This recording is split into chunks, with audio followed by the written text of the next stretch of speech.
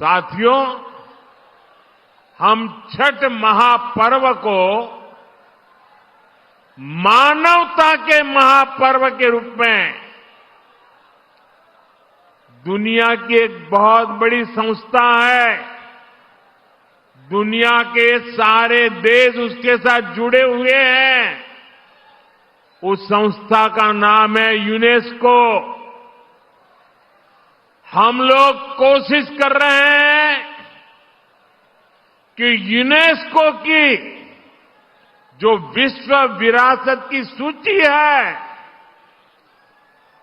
पूरी दुनिया की ये महत्वपूर्ण संस्था यूनेस्को, और उसमें जो विश्व विरासत की सूची बनती है, बड़ी जांच पड़ताल के बाद बनती है, लंबी प्रक्रिया के बाद बनती है। हमारी सरकार लगातार कोशिश कर रही है कि हमारे इस छठ महापर्व को भी यूनेस्को की उस सूची में नाम दर्ज हो जाए।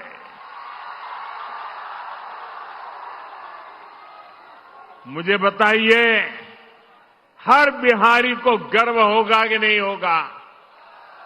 जरा पूरी ताकत से बताइए।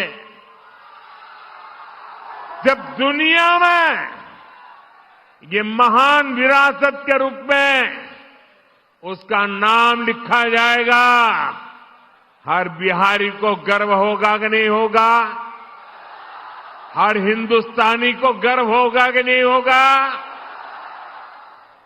साथियों, इसी दिशा में हम एक और अभियान भी शुरू करने जा रहे हैं, क्योंकि हम चाहते हैं कि नई पीढ़ी भी इस छठ महापर्व में गीतों की जो महान परंपरा है, गीतों के माध्यम से एक पीढ़ी को दूसरी पीढ़ी तक छठ महापर्व की संस्कार प्रक्रिया चलती है, उसको देशव्यापी ताकत देने के लिए हम पूरे देश में विभिन्न कलाकारों द्वारा छठ पूजा के भजनों की एक स्पर्धा करने वाले हैं। और छठ पूजा के पहले स्पर्धा कर रही है, ताकि नए नए कलाकार, नए नए गीत, नई नई भक्ति, नई नई भावना, इसको व्यक्त करने का देश की हर भाषा के लोगों को मौका मिले।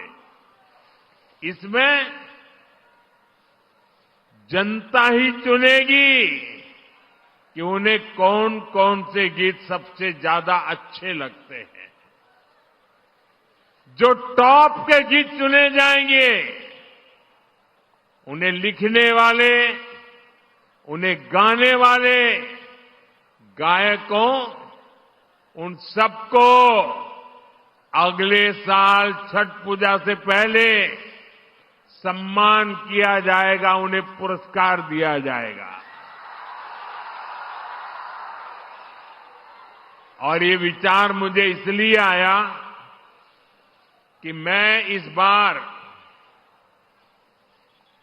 ट्रैवलिंग में जब होता था, रात को सोने से पहले जब थोड़ा समय रहता था, सुबह जब योगा करता था, तो मैं छठी मैया के भजनों को सुनता था।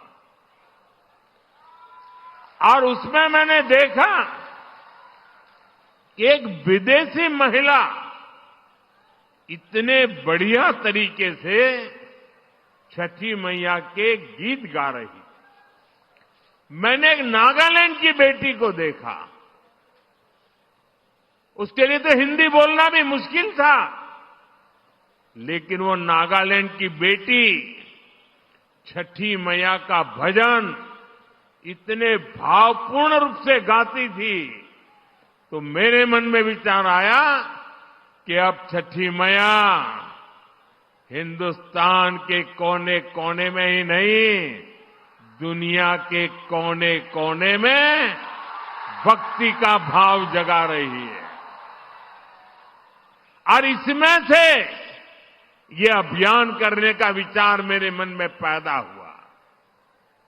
ये अभियान छठी मैया की पूजा से जुड़ी हमारी परंपरा के संरक्षण में बड़ी भूमिका निभाएगी और नई पीढ़ी को बढ़ चढ़ करके हिस्सा लेने के लिए आमंत्रित करेगी। लेकिन साथियों, आपने देखा है, ये आपका बेटा तो छठी मैया का जय जयकार दुनिया में कराने में लगा है। दूसरी तरफ ये कांग्रेस और ये आरजेडी के लोग क्या कर रहे हैं? क्या कर रहे हैं? छठी मैया का अपमान कर रहे हैं।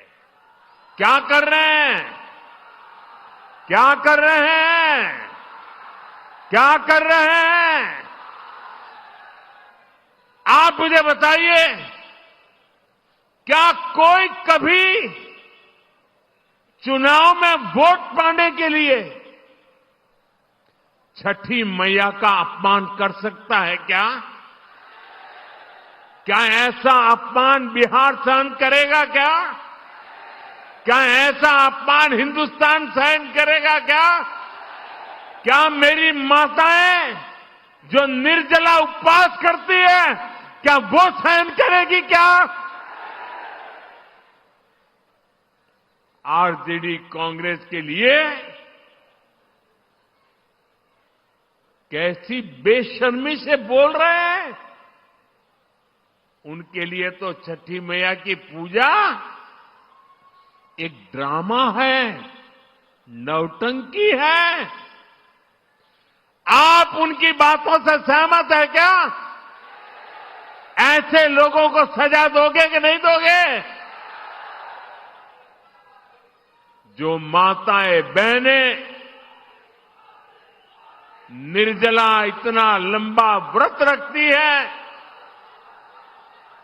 जो गंगा जी में खड़ी होकर सूर्य देव को अर्घ्य देती है, वो आरजेडी कांग्रेस की नजर में